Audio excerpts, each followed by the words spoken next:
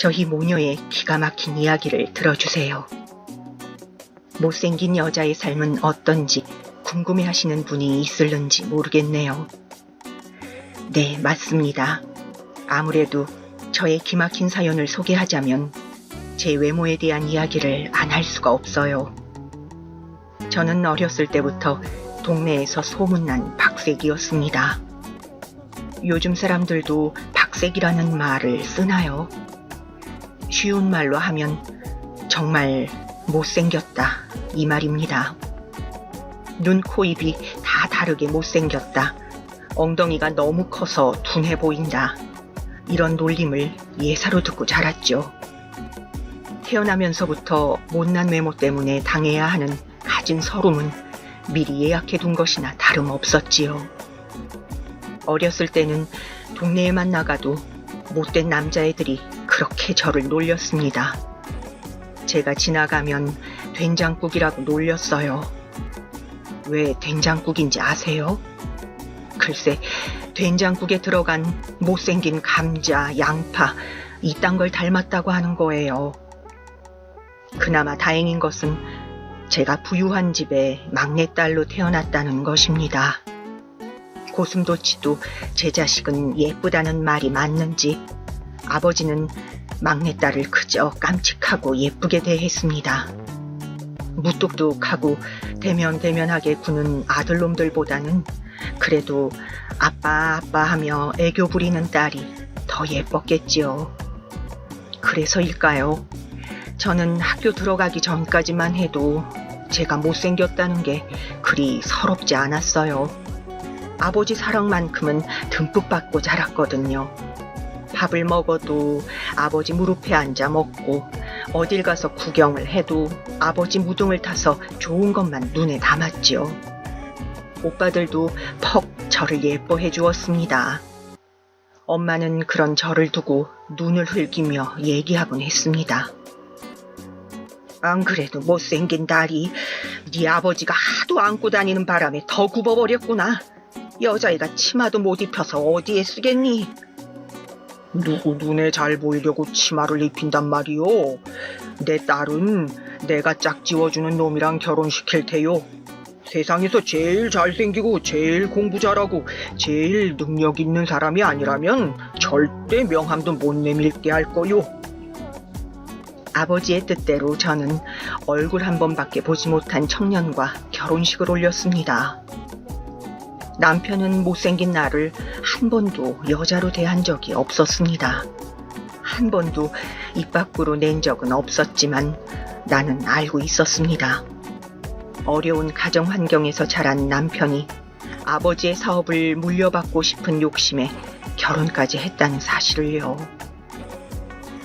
저는 아직도 우리 딸이 태어난 날을 잊을 수가 없습니다. 간호사가 아이를 데리고 들어와 남편에게 안겨주었어요. 첫 아이라 그런지 남편도 내심 상기된 표정이었습니다. 조심스레 딸을 안았고 저를 바라보며 난생 처음으로 고생했소라는 말을 건네더군요. 감격하던 순간도 잠시 이윽고 아기의 얼굴을 자세히 들여다본 남편의 얼굴이 보기 싫게 일그러지던 순간을 저는 잊을 수가 없습니다. 그렇습니다. 딸아이의 얼굴은 저와 너무도 닮아 있었던 것입니다. 남편은 그걸 끔찍해하는 눈치를 숨기지도 않았습니다. 얼굴을 들여다보기가 무섭게 다시 딸아이를 저에게 내팽겨치듯이 건네더군요. 그때부터였을까요? 갓난쟁이를 돌보랴 집안 살림하랴 바쁜 저를 내버려두고 남편은 전보다 더 밖으로 돌기 시작했습니다. 늘 술에 찌들어 퇴근했고 여자 립스틱을 옷에 묻혀오기도 여러 번이었습니다. 어쩌다 집에 있을 때도 술잔을 기울였고 보던 TV 프로그램에서 예쁜 연예인이라도 나올 때면 대놓고 감탄사를 내뱉으며 제 외모를 위아래로 훑곤 했습니다. 이야, 저 여자 얼굴 예쁜 것 좀 봐라. 남편은 참 집에 들어갈 맛 나겠네. 여우 같은 마누라에 토끼 같은 자식 새끼까지. 부럽다, 부러워. 그때 당시만 해도 여자가 이혼을 한다는 건 상상도 못할 일이라 그저 입술을 꽉 깨물고 참을 수밖에 없었습니다. 딸아이도 걱정이었습니다. 저는 어렸을 때 제 외모가 불만이었지만 저를 사랑으로 키워준 부모 형제 덕분에 그리 큰 어려움 없이 자랄 수 있었지만 딸아이는 제가 없으면 남편이 성심성의껏 돌봐줄 것 같지 않았거든요. 제가 혼자 키우려고 한다고 해도 도무지 용기가 나질 않았습니다. 저에게 가족의 울타리란 참으로 소중하고 따뜻한 것이어서 딸아이에게도 그걸 꼭 물려주고 싶었습니다. 그러나 문제는 딸아이였습니다. 딸은 남편의 그런 행동들을 유난히 싫어했습니다. 엄마, 나는 절대 아빠 같은 사람이랑은 결혼 안 할 거야. 아니, 결혼 자체를 안 할 거야. 세상 사람들이, 남자들이 다 징그러워. 그런 말 하지 마라. 결혼은 해야지. 너도 남편한테 사랑받으며 사는 재미도 느끼고 자식 키우는 보람도 있어봐야 하지 않겠니?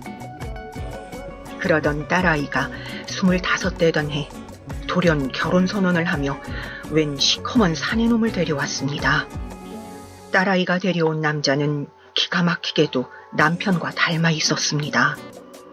외모가 닮은 것이 아니라 뭐랄까 뭔가 꿍꿍이가 있을 것 같은 미소와 어딘가 맑고 개운치 않은 눈빛이 남편의 젊은 시절과 많이 닮아 있다는 것을 느꼈습니다. 남편도 이를 알아본 모양이었습니다. 사람이 음흉한 구석이 있어 보이지 않아?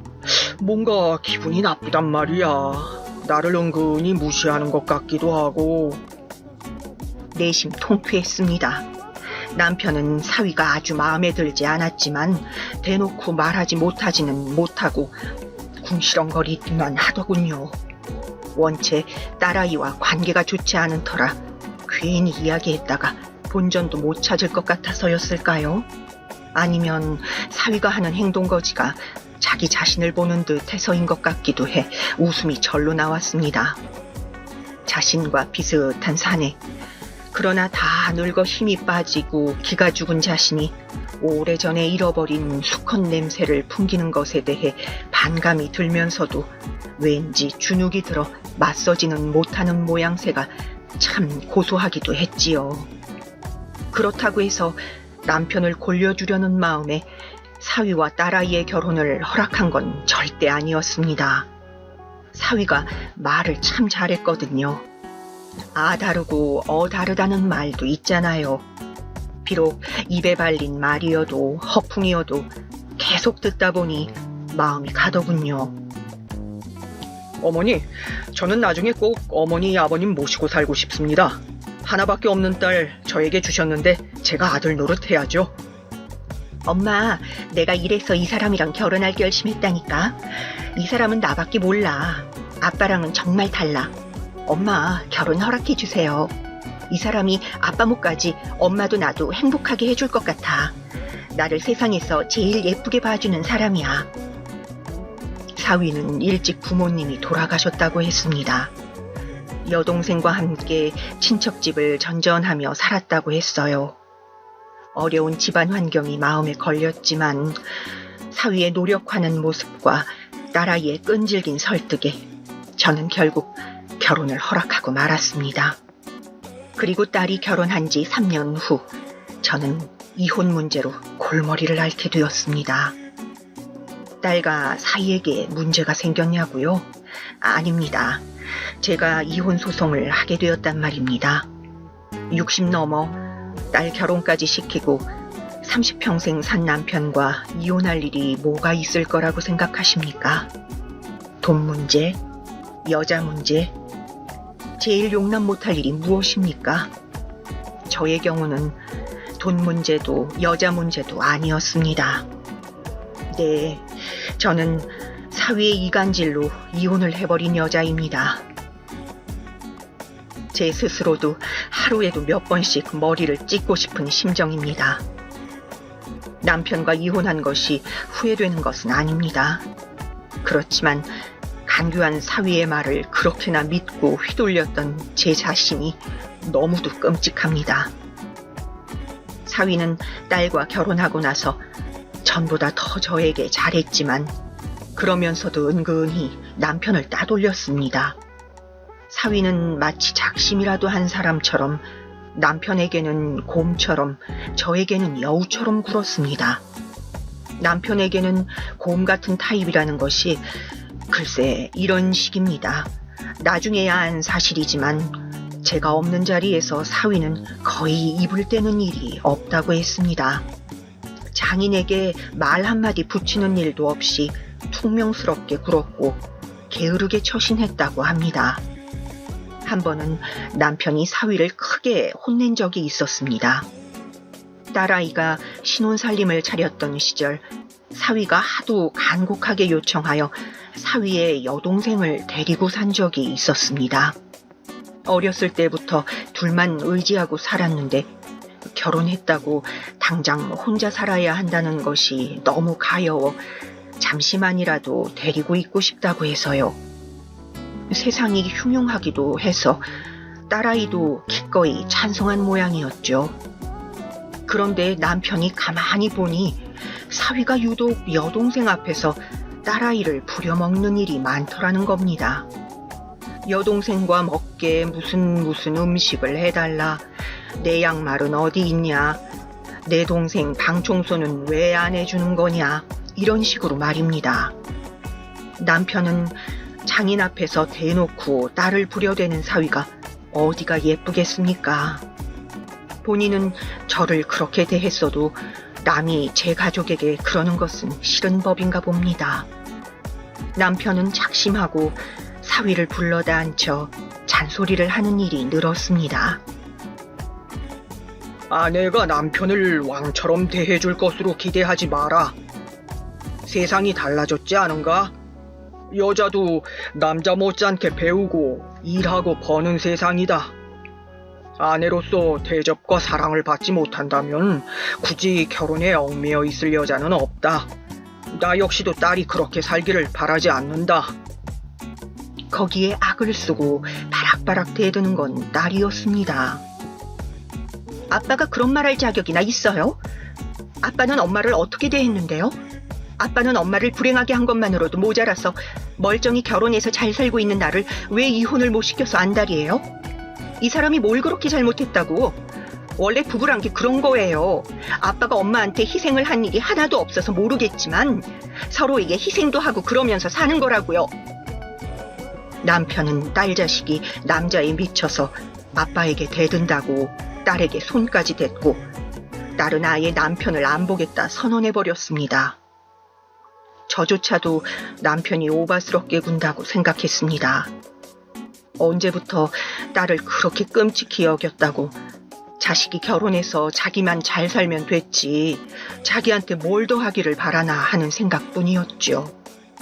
앞서 얘기했던가요? 사위가 참 저에게는 여우처럼 간살맞게 굴더라고요. 그래서 남편의 이야기가 100% 사실이라기보다는 미운 마음이 허풍으로 반영된 점도 있다고 생각했습니다. 실로 사위에게 자초지종을 따지면 저에게는 넙죽 엎드려 이렇게 빌었습니다. 장모님 죄송합니다. 제 딴에는 가족이 생긴 것이 너무 기뻐서 감히 아내에게 이런저런 대접을 받고 싶었나 봅니다.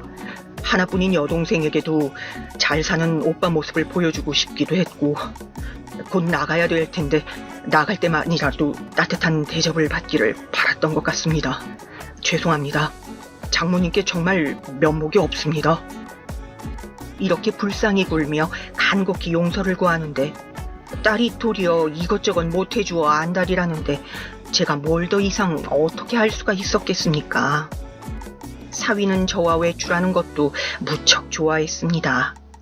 지금 따지고 보면 같이 가는 곳이라곤 제가 은행에 볼 일이 있을 때나 세입자를 만날 일이 있을 때 주로 따라 나섰던 것 같기는 합니다. 그때는 몰랐죠. 때로는 제 기사 노릇을 한다는 핑계로 사위는 은근슬쩍 제가 가진 재산이 얼마쯤 되는지 가늠하는 모양이었습니다. 그땐 그 모습이 퍽 귀엽기도 했습니다. 도리어 넌지시 제 부를 과시하기도 했어요. 그래야 처가나 제 딸에게 더 잘하겠거니 하는 마음도 있었던 것 같기도 합니다. 그렇게 사위는 시장에 가면 짐도 들어주고 저에게 팔짱을 끼며 애교스럽게 굴고 시장 상인들에게 말을 붙이거나 했습니다. 과일 가게 같은 곳에 가면 이런 식입니다. 안녕하세요. 요새 무슨 과일이 철이에요? 요새 체리가 맛있지. 체리가 여자한테도 좋아요. 그럼 그것 1kg만 주세요. 요새 체리가 워낙 비싸야죠. 덮어놓고 1kg씩이나 비싼 과일을 덥석 사는 사위를 만류하면 사위는 이렇게 얘기하더군요. 여자한테 좋다잖아요. 무조건 드셔야지. 그리고 장모님은 앞으로 좋은 것만 드셔야 해요. 못생긴 것, 맛없는 것 드시지 말고 뭐든 최상급으로다가 맛난 것만 드셔야지. 어머, 사모님 진짜 좋으시겠다. 사위가 왜 이렇게 잘해요? 비결이 뭐예요? 그러던 어느 날 사고가 터졌습니다. 글쎄, 남편이 유치장에 갇혔다고 연락이 온 거예요. 죄명이 뭐냐고요? 그놈의 술이 문제였죠. 남편은 점점 소외되는 자신의 처지가 참으로 서운했던 모양입니다. 생판 남인 사위가, 그러니까 굴러들어온 돌이 박힌 돌을 빼낸다고 생각을 한 거예요. 사위가 얼마나 얄미웠을까요? 딸도 사위 편, 마누라도 사위 편. 내 말을 들어주는 이는 하나도 없고 어디 하소연할 데도 없고 억울하고 서러웠던 모양입니다. 그날도 자주 가는 노포에 가서 소주를 연거푸 들이켰고 점점 혀가 꼬이면서도 허공에 대고 거친 욕을 늘어놓는 남편을 가게 주인은 집에 보내려고 했다고 합니다. 사장님, 이제 슬슬 집에 가셔야지요. 사장님한테는 이제 이 소주까지만 마지막으로 팔고 안 팔래. 당신도 지금 나를 무시하는 거야? 세상이 왜 이래? 그러자 남편은 고래고래 소리를 지르며 삿대질을 해가며 가게 주인한테 덤벼들었고 마침 퇴근하고 들른 가게 주인집 아들이 남편을 흠씬 패줬다고 해요. 그냥 두들겨 맞았으면 남편은 유치장에 갇히지도 않았겠죠. 남편도 맞고만 있을 성민은 아니라 소주병을 깨서 누굴 찌르니 많이 하면서 가게 사장을 위협한 게 문제가 된 모양이더라고요. 게다가 신고를 받고 경찰이 출동했는데 이번에는 경찰에게도 욕설과 협박을 했다나요? 요새는 법이 바뀌어서 경찰이 공권력에 대한 도전이다 뭐다 하고 경찰이 남편을 유치장에 가둬버린 겁니다. 저도 이번에 알게 된 건데 그냥 상해죄로 유치장에 갇히는 것보다 경찰에게 대들어서 유치장에 갇히는 게 더욱 죄가 가중되고 벌금도 세더라고요. 남편은 그렇게 감옥에 갇혀 합의를 해야 하는 상황이었죠. 이번에도 사위가 발벗고 나섰습니다. 장모님, 그리고 여보, 이런 건 남자가 나서는 게 나아요. 합의금 조율하는 과정에서 이런저런 고성이 오갈 수도 있고 아무래도 여자들보다는 무시를 덜 할 테니까요. 그런 명분하에 사위는 남편의 합의를 도맡아 진행했고 저희 모녀는 사위를 믿었습니다. 그렇게 한 달이 되고 두 달이 되었는데도 남편은 풀려날 기미가 보이질 않았어요. 엎친 데 덮친 격으로 재판에 넘어갔는데도 불리하게 되어 교도소로 이감되기까지 했지요. 결국 남편이 보석금을 내고 풀려나기까지 8개월이라는 시간이 흘렀습니다. 사위나 저희나 백방으로 뛰어다니고 남편이 풀려나는데 최선을 다했지만 어쩐지 남편은 가족들을 사무치게 원망하는 것 같더군요. 너네는 내가 평생 감옥에서 썩길 바랐겠지만 나는 하늘을 우러러 한 점 부끄러움이 없는 사람이야. 아쉽지? 내가 나와서 아쉬워? 또 가둬버리고 싶지?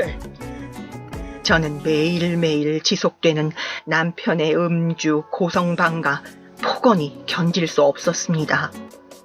이혼을 망설이는 저에게 딸과 사위는 얘기했어요. 엄마, 이 사람이 엄마 모시고 살고 싶대. 결혼 전부터 늘 하던 얘기잖아. 그러자 엄마는 애들 봐주고 그러면서 같이 지내면 되잖아. 결국 저는 결심했습니다. 남편과 이혼하기로요. 저는 그래도 남편이 걱정되는 마음에 재산이라도 좀 떼주고 싶었지만 딸과 사위가 많이 만류했습니다.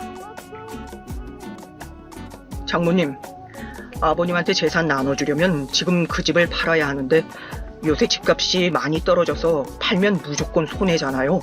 그냥 가지고 계시다가 적절할 때 봐서 파는 게 더 이득이에요. 그리고 장인어른이 술 좋아하고 사고 치시는 게 하루 이틀입니까? 1억 아니 10억을 들여도 하루아침에 날리는 건 순식간이실 겁니다. 그냥 장모님이 쥐고 계시다가 필요하시다고 하시면 나눠드리세요. 그렇게 저는 남편과 이혼 소송을 했고 남편은 참 억울해했습니다. 제가 작정하고 남편을 유치장에서 빼내주지 않고 작심하고 소송을 걸어서 빈털터리로 내쫓았다고 말이에요. 남편은 이를 갈고 있었겠지만 저는 남편과 헤어지고 나니 너무도 홀가분했습니다. 매 끼니 뭘 차려줘야 하나 걱정할 일도 없고 살림살이며 집안일도 혼자 하니 훨씬 깔끔하고 간소했지요. 자고 싶을 때 자고 먹고 싶을 때 먹고 씻고 싶을 때 씻고 간편하니 좋았습니다. 집에서 화장도 안 하고 갖춰 입지도 않는다고 퉁박 주는 남편이 없으니 더 편리했지요. 동창 모임에도 예전보다 더 자주 나가고 개모임도 몇 개 더 하면서 정말 재미나게 보냈습니다. 그러던 중 딸아이는 아이를 출산했고 저는 딸네 집으로 들어갔습니다. 산후조리도 제 손으로 해주고 싶었고 임신 때 너무나 힘들어했던 탓에 조금이라도 쉬길 바라는 마음이었거든요. 혼자 살 때 장모님 모시고 살겠다 노래 부르던 사위가 저를 업고 뛰다시피 해서 자기네 집으로 데려갔습니다. 그렇게 한 달, 2달, 6개월쯤 되었을까요? 막상 같이 사니 사위는 어쩐지 불편한 기색을 내비치기 시작했습니다. 가끔 화장실이나 부엌에서 속옷 차림으로 저를 마주치면 에이씨 하며 투덜거리기도 했고 딸 앞에서 대놓고 쫀쫀하게 구는 일도 많았습니다. 이야, 물가가 비싸긴 비싼가 봐. 사람 한 명 들었다고 식비며 전기세며 이렇게 늘어나는데 숨통이 막힌다, 숨통이. 결국 딸아이가 저에게 제안을 했습니다. 엄마, 아무래도 집이 좁아서 박서방이 막상 같이 사니까 좀 불편한가 봐. 엄마, 이전 집 처분하고 우리 지금 전세금이랑 합쳐서 조금 넓은 집으로 이사가면 어떨까? 애도 크고 나면 마음껏 뛰어놀 수 있는 마당 있는 집이면 더 좋고. 저도 화장실을 같이 쓴다던가 하는 일이 영 불편했고 사위의 하는 행동이 영 섭섭하고 이전과 같이 살갑게 구는 사위의 모습이 그리웠기에 딸의 제안을 받아들였고 저희는 일산에 위치한 한 주택을 매입하였습니다. 이사를 한 지 얼마 지나지 않던 날이었습니다. 사위가 어디서 났는지 큼지막한 알이 박힌 목걸이를 제게 하나 걸어주고 딸에게는 반지를 손가락에 띄워주더군요. 저희 모녀는 참 감동했습니다. 여보, 정말 예쁘다. 고마워. 오늘 무슨 날이야? 꼭 무슨 날이어야 선물을 하나. 가족끼리는 원래 이렇게 자주 선물하고 그러는 거야. 뭐하러 돈을 남한테 써? 가족한테 쓰는 게 제일이고 돌고 도는 남는 장사지 뭐. 안 그래요, 장모님? 마음에 드시죠? 나는 내 취향도 썩 아니고 이렇게 화려한 목걸이를 할 만한 옷도 없고 무엇보다도 비릿한 쇠냄새가 나는 것이 어디 지하철이나 홈쇼핑에서 사다 준 것 같은 품새가 별로 마음에 들지 않았지만 그래도 고마운 마음은 아주 많았기에 사위를 적극적으로 칭찬하였습니다. 그리고 며칠 후 사위는 다시 볼멘 소리를 하기 시작했습니다. 가는 게 있으면 오는 게 있어야 정이다. 사람은 염치가 있어야 한다라는 말을 대놓고 하더군요. 처음엔 무슨 뜻인가 했습니다. 내 친구가 그러는데 가는 게 있으면 오는 게 있어야 정이라고 하대. 무슨 뜻이야? 아니, 이번에 우리 차 바꾸기로 한 것 장모님이 좀 도와줬으면 해서. 내가 이렇게 당신이나 장모님한테 잘하는데 왜 가는 게 있어도 자기네는 보답할 줄을 몰라? 꼭 이렇게 내 입으로 말을 해야겠어? 안 그래도 거실에 웬 자동차 책자며 TV를 볼 때마다 차를 보고 감탄사를 내뱉던 것이 내심 차를 바꿔달라고 한 건데 노인네가 눈치를 못 챘던 모양이더군요. 그래, 자네 차도 바꿀 때가 됐지. 내 차 한 대 바꿔줌세라고 호언장담을 했더니 아주 입이 찢어져라 좋은 걸 숨기지도 않고 딸을 번쩍번쩍 들고 한 바퀴 돌고 뛰고 난리도 아니었답니다. 내 나름 아이도 태어났고 하니 큰 차로다가 하나 사서 미리 집 앞에 세워뒀습니다. 딸아이의 깜짝 아이디어였지요. 나름 저희끼리 차에 큼지막한 리본인지 풍선인지도 달고 돼지머리며 막걸리도 준비해두었죠. 얼마나 좋아하려나 설레하면서요. 이윽고 사위가 집에 돌아와 새 차를 짜잔 하고 선보였는데 아니 글쎄 이 사위가 반응이 어땠는지 아십니까? 차를 보더니 벌컥 화부터 내는 겁니다.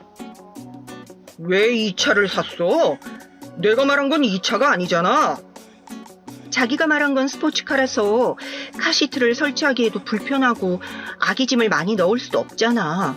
그런데 가격은 무슨 1억이 넘어가고 우리 형편에 맞는 차로 내가 고른 거야. 이것도 꽤 비싸게 준 거야. 엄마가 큰 마음 먹고 선물해 주신 거야. 받는 사람이 원하는 걸 해줘야지. 당신이나 장모님이나 너무 섭섭하다. 내가 바랄 걸 바래야지. 내가 정신이 나간 놈이네.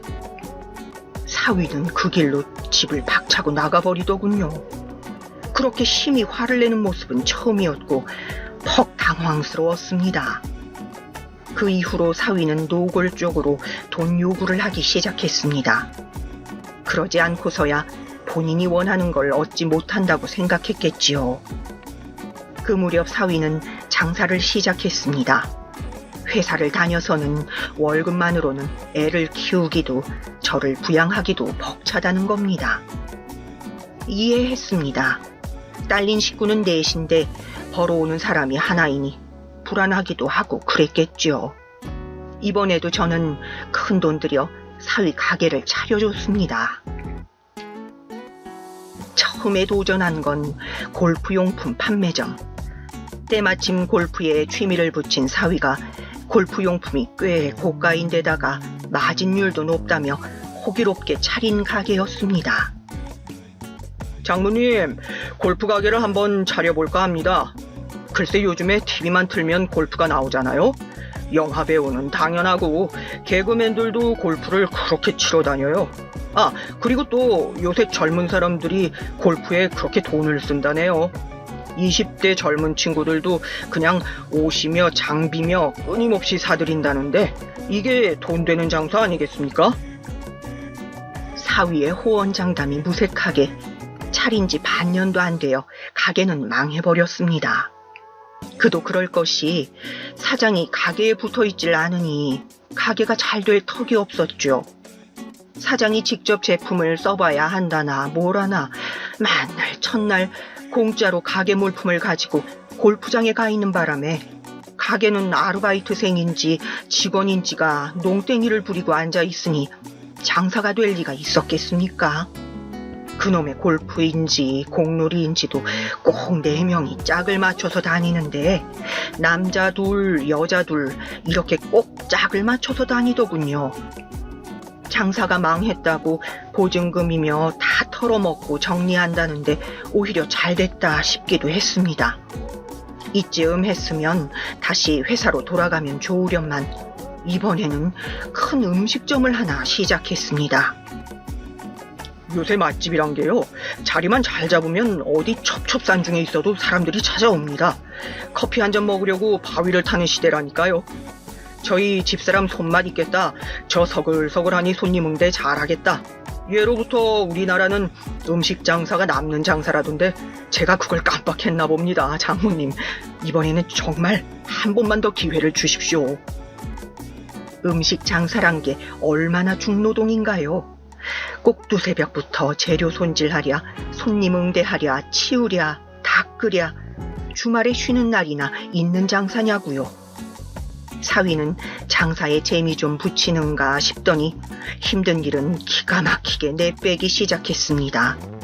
꼭 바쁜 점심 저녁 시간에 볼 일이 있다며 나가질 않나. 안 그래도 바쁜 시간에 친구들이며 친지들이며 불러서 술판을 벌이는 통에 딸과 제가 아주 죽겠더군요. 요즘 세상에는 직원들 눈치를 보는 것도 일인데 직원들과도 트러블이 참 많았습니다. 일 잘하는 직원, 바른 소리를 하는 직원은 기가 막히게 사위와 시비가 붙어 그만둬 버리더군요. 몫이 좋았던 것인지 나름 운이 따랐던 것인지 장사는 잘 됐습니다. 친구들이 그러더군요. 팔자 좋은 년은 못 따라간다더니 아무래도 제 사주는 돈귀신이 덕지덕지 붙은 사주라고요. 타고난 외모 덕은 아예 없었고 남편 복도 자식 복도 그럭저럭인데 돈복 하나는 기가 막히게 타고났다던가요. 아주 인정할 정도로 장사가 잘 되었고 저희 집에도 평화가 찾아오는 듯 했습니다. 그러던 어느 날이었습니다. 사위가 심각한 표정을 하고선 마당에 앉아 있는 겁니다. 무슨 일이 있나 눈치를 보던 차에 사위가 입을 열었습니다. 장모님, 큰일이에요. 가게세를 올려달라고 하는데 장사가 잘 되는 걸 알아서인지 터무니없이 크게 올려달라네요. 당장 융통할 돈도 없고 권리금 쪽으로 들어간 거라 나중에 되돌려 받을 보장도 없고 내년에 또 올려달라고 하면 답이 없는데. 이제 막 자리 잡고 장사가 잘 되기 시작한 터라 이런 청천벽력이 따로 없었습니다. 그래서 어떻게 하면 좋겠냐고 물으니 넌지이 씨 하는 말이 요 큰 길가에 건물이 하나 나왔는데 여기서 멀지도 않고 그 건물을 사서 그리로 옮기는 게 나을 것 같아요.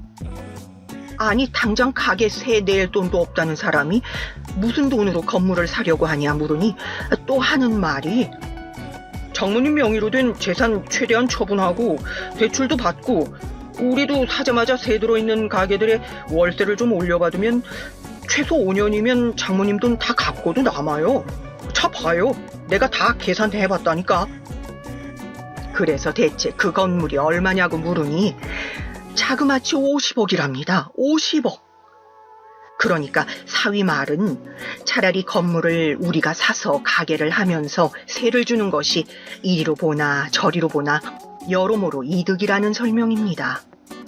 처음에는 단호히 거절했습니다. 돈은 내 마지막 희망이라 생각해달라고. 앞으로 어찌 될 줄 모르는 인생, 아무것도 가진 것 없는 노인네가 돈이라도 꼭 가지고 있어야 하지 않겠냐고. 올려달라는 가게세는 내 힘 닿는 만큼 융통해 보겠다고. 정 안 되면 다른 곳으로 가게를 옮기는 것도 방법이지 않겠냐고. 무리해서 건물을 사기에는 아직 이른 것 같다고 말이에요. 아, 그런데 이놈의 사위가 수가 틀려서인지 그때부터 아주 심성이 고약하게 굴기 시작했습니다. 집안에서 저는 완전히 투명인간 취급을 하고요. 글쎄 이혼하기 전에 남편의 고자질이 전부 사실이더라고요. 사위는 저희 딸을 기가 막히게 구박하기 시작하였습니다. 자기 동생까지 다시 집에 데려와 살게 하면서요. 언니, 내 속옷은 손빨래 해야 되는데 이걸 세탁기에 넣었어요? 아가씨 미안해요. 빨래통에 있는 걸 같이 놓느라. 너무도 화가 나서 딸에게 따졌습니다. 왜 너가 네 집에서 저 여자 종노릇을 하고 있냐면서요. 그랬더니 딸아이가 제 아빠에게 했던 것처럼 저에게 마구 화를 내더군요. 엄마도 아빠랑 똑같아.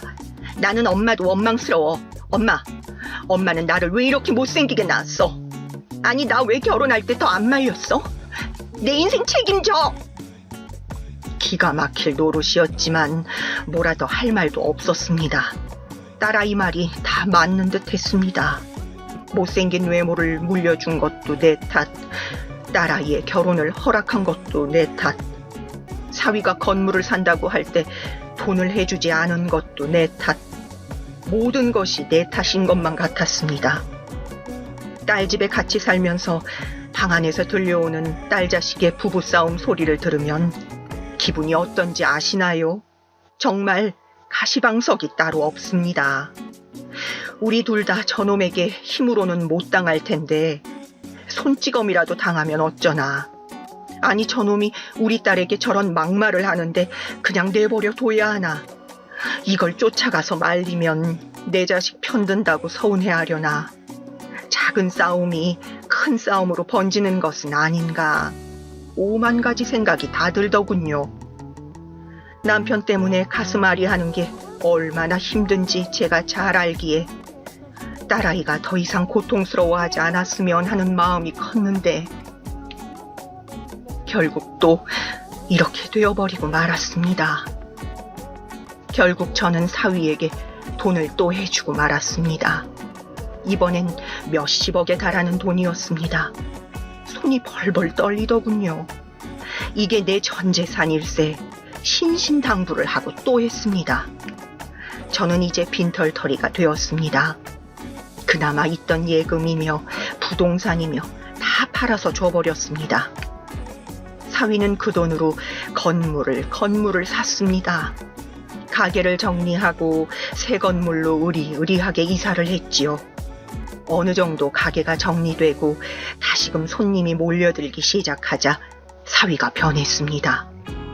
돈 주기 전까진 충성을 다한다던 사위가 돌변한 것입니다. 이 노친네야, 이젠 돈 한 푼도 없지? 원룸 하나 잡아줄 테니 거기서 살아. 어느 날 외출하고 돌아와 보니 이미 제 방은 몹시 헝클어져 있었고 당장 입을 옷가지가 엉망으로 봉투에 담겨 현관에 놓여져 있었습니다. 아니, 제 집만 있던가요? 딸아이의 짐까지 같이 있더군요. 딸도 데려가서 못생긴 여자 2명이랑 사느라 내 얼마나 고생했는지. 잠시 머리가 멍해지는 듯 했습니다. 그러나 이윽고 피가 차갑게 식는 듯한 기분이 나더군요. 그거 아세요? 사람이 큰 일을 겪으면 오히려 차분해진답니다. 의기양양 허리춤에 손을 올리고선 사위에게 가방에서 서류를 하나 꺼내 들이밀었습니다. 이놈아, 내가 그럴 줄 알았다. 눈이 있으면 이거나 자세히 봐라. 서류를 보여주자 사위는 아주 개거품을 물고 난리가 났습니다. 돈이 없긴 왜 없어. 여기서 알몸으로 내쫓겨야 할 건 내가 아니라 네 놈이야. 제가 내민 건 사위 명의로 된 허름한 원룸 하나의 월세 계약서와 제 명의로 된 수백억짜리 집, 건물, 땅, 그리고 각종 재산 문서들이었습니다. 사위는 눈이 휘둥그레해졌습니다. 그도 그럴 것이 본인이 야금야금 빼먹고 있다고 생각했던 제 재산이 생각보다 규모가 엄청나게 컸던 것입니다. 이런 큰 재산을 눈앞에 두고 아등바등 푼돈이나 빼먹고 다 빼먹은 줄 알고 내버리려고 했던 것에 세상 큰 충격을 받은 모양이었습니다. 아니, 이게 다 어떻게 된 일이냐고요? 자초지종은 이렇습니다. 얼마 전 남편이 아주 불쌍한 척을 하고 찾아온 적이 있었습니다. 그래도 그동안 붙어서 산 정이 뭔지 집으로 들여 밥을 한 상 차려주었더니 아주 맛나게도 먹더군요. 상에 고기 반찬과 생선 반찬, 그리고 아주 뜨겁게 끓인 국이 올라오지 않으면 입이 대빨 나오던 사람이 나물 반찬 좀 들라고 그렇게 권해도 쳐다도 안 보던 양반이 글쎄 아주 밥을 달게 듬뿍 떠서 각종 반찬을 음미하면서 맛나게도 먹더군요. 한바탕 덜그덕거리던 수저를 내려놓더니 말을 꺼내기 시작했습니다. 자네는 자세히 모르겠지만 아버님이 남겨주신 재산이 좀 있어. 조금이 아니지. 아마 깜짝 놀랄 거야. 아버님이 내 못된 심통을 미리 알아보신 건지 집안 문 중에 상속이 되게 해놔서 건드릴 수도 없게 해놨는데 이제 그게 기간이 다 되어 당신이 물려받을 수 있게 되었어. 남편이 내미는 서류며 설명을 듣는데 눈이 저절로 휘둥그레해졌습니다. 이 사람이 뭘 잘못 하셨나? 나한테 또 무슨 사기를 치는 건 아닌가? 하고 물었더니 남편이 슬그머니 식탁에 내려가 앉아 무릎을 꿇었습니다. 내가 자네에게 참 몹쓸 짓 많이 했어. 미안해요. 내 딸 인생도 내가 망쳤어. 내가 면목이 없어. 당신은 늘 내게 최선을 다해줬는데 남편으로서 아버지로서도 정말 난 자격이 없는 사람이었어. 남편은 이혼하고 참 힘들었다고 합니다.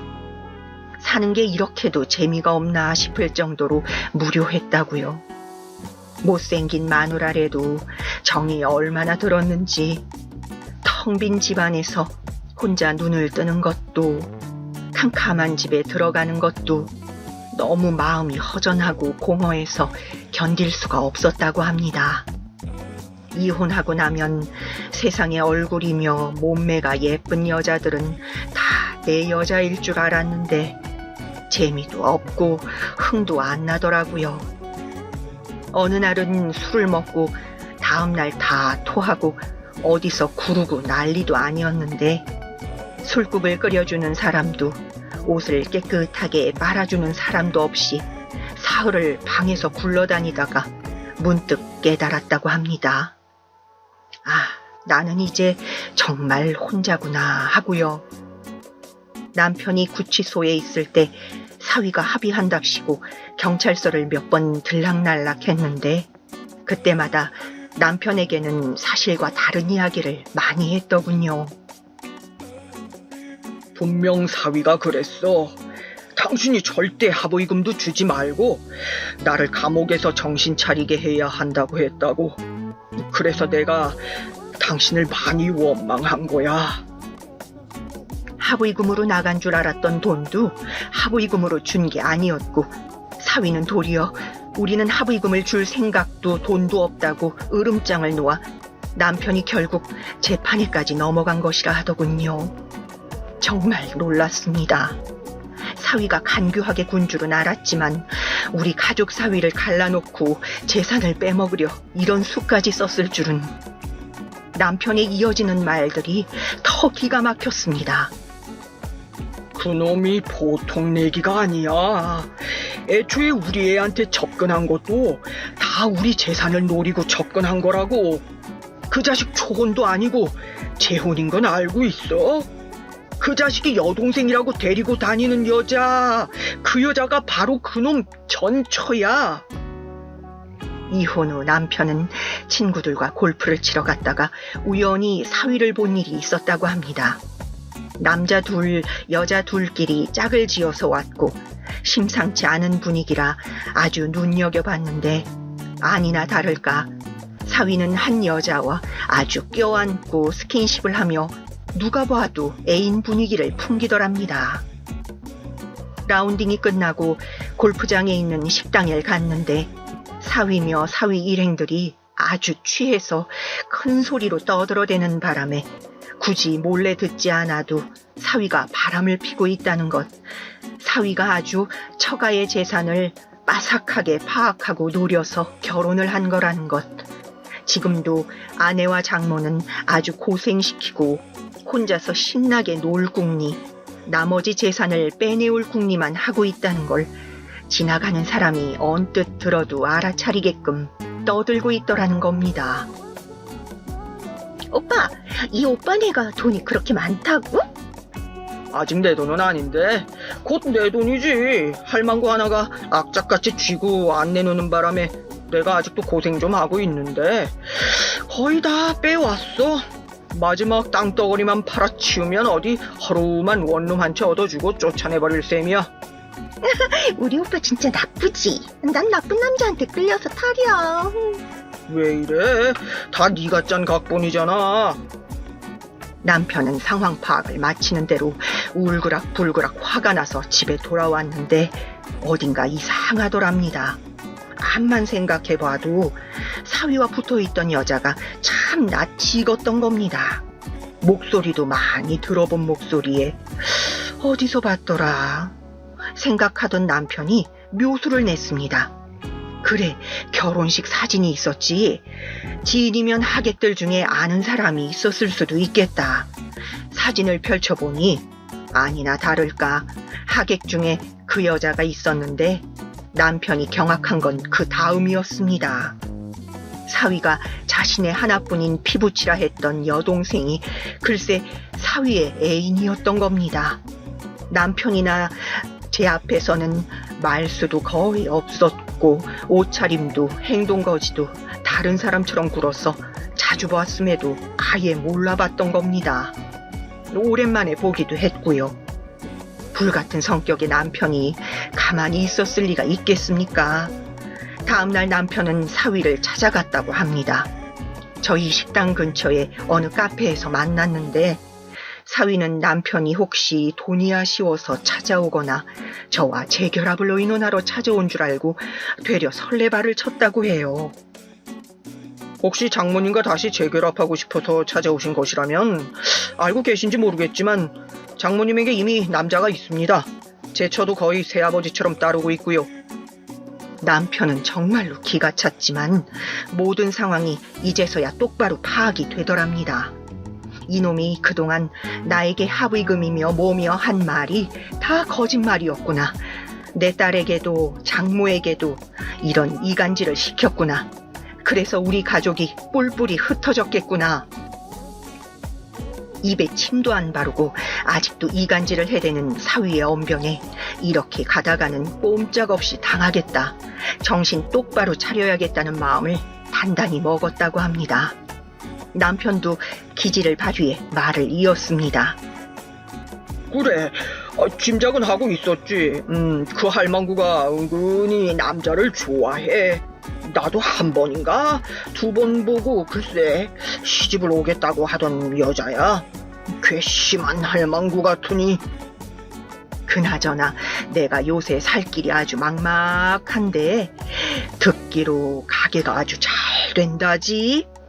혹시 나도 거기서 일자리 하나 얻을 수 없을까? 아니면 생활비라도 좀 융통해주게. 저희도 빚잔치 중입니다.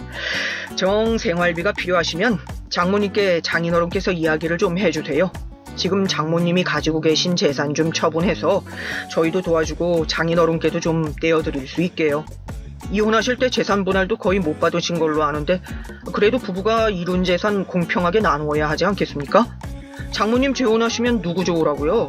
남 좋은 일 시키기 전에 서두르셔야겠습니다. 남편의 뉘우침과 사위의 만행에 대한 이야기들을 듣고 며칠 밤을 잠을 이루지 못했습니다. 이게 다 무슨 일인가, 꿈인가 싶었어요. 그 와중에 저는 아버지의 남은 유산을 상속받았습니다. 정말 큰 돈이었습니다. 저에게 오빠들이 여럿 있다고 얘기했던가요? 저에게는 오빠가 셋 있는데 큰오빠는 아직도 큰 사채회사 영감 노릇을 하고 있고 둘째 오빠는 신탁회사를 몇 개 운영하고 있습니다. 셋째 오빠는 지금은 은퇴했지만 큰 로펌에서 변호사를 했었고요. 남편과 저는 오빠들을 찾아가 이 문제를 어떻게 처리할지 상세히 의논했습니다. 오빠들은 당장이라도 그놈 목을 부러뜨리겠다고 아주 화를 냈습니다. 그 전에 남편은 오빠들에게 벌써 호되게 꾸지람을 들었고요. 내 동생에게 함부로 대했다간 자네도 똑같은 꼴을 당할 줄 알아. 사위가 자기 건물이 된 줄로만 알고 있던 건물은 저희 둘째 오빠네 신탁회사에서 이미 매입한 것입니다. 가짜 서류를 미리 만들어둔 데다가 실제로도 자기가 운영하는 음식점이 들어가 인테리어를 하고 장사까지 한두 달 하니 정말 그 건물이 자기 것이라 생각이 들었던 것이죠. 실제로 세입자들도 사위에게 사장님, 젊은 나이에 걸문주가 되신 대단한 사장님 하면서 아주 기분이 붕 뜨도록 만들어주었습니다. 글쎄 사위가 어땠는 줄 아세요? 자기가 진짜 건물주라도 된 마냥 가게마다 들어가서 그렇게 으스댄 모양입니다. 여기 치킨집은 잘 되나? 한 마리 포장 좀 해줘 봐요. 그러면서 얼마나 씀씀이는 커졌던지 세상에 건물을 담보로 사채까지 끌어서 여동생, 아니 전처 집도 해주고 차도 사주고 가관이 아니었습니다. 미리 눈치챈 분들도 계시겠지만 사위에게 사채를 융통해준 사람은 저희 큰오빠입니다. 은행에서 대출을 받았다간 사위 명의로 된 건물이 아니라는 것이 탄로날 수도 있어서 사채를 쓰게 하느라 큰오빠네 사채업자들이 꽤나 고생했다고 들었습니다. 사위는 매달 큰 돈을 원금도 아닌 이자를 갚아야 하는 신세가 되었습니다. 변변한 직업도 없지만 하루하루 근근히 벌어도 다 이자로 날름 가져가 버린다고 합니다. 소주 한 병 살 돈이 없고 국밥 한 그릇 사 먹을 돈이 없어 라면 한 봉을 사서 여러 날을 쪼개 먹는다고 하소연을 한다고 합니다. 사위를 쫓아내기로 한 원룸 단칸방은 딸아이가 손수 알아본 것이었습니다. 딸은 분노와 복수심에 불타올라 근방에서 제일 초라하고 허름한 원룸을 손수 알아보고 계약했죠. 딸은 이 모든 사실을 어떻게 알게 되었냐고요? 저는 자신이 없어 셋째 오빠를 대동하고 아이에게 소상히 설명해 주었습니다. 딸이 쉽사리 믿지 못할 것이기에 사위와 헤어질 결심을 하기가 쉽지 않을 것을 알기에 법률적으로나 이론적으로나 똑부러지게 말해줄 수 있는 셋째 오빠를 대동한 것이지요. 엄마, 세상에 어떻게 이런 일이 있을 수가 있어요? 어떻게 이렇게 저를 감쪽같이 속이고 한 가족을 흩어지게 만들고 이 모든 것이 제가 멍청해서겠죠? 제가 못나서겠죠? 죄송해요. 죄송해요. 저는 딸아이에 껴안고 울 수밖에 없었습니다. 아니다 얘야. 나 때문이다. 엄마가 어리석었어.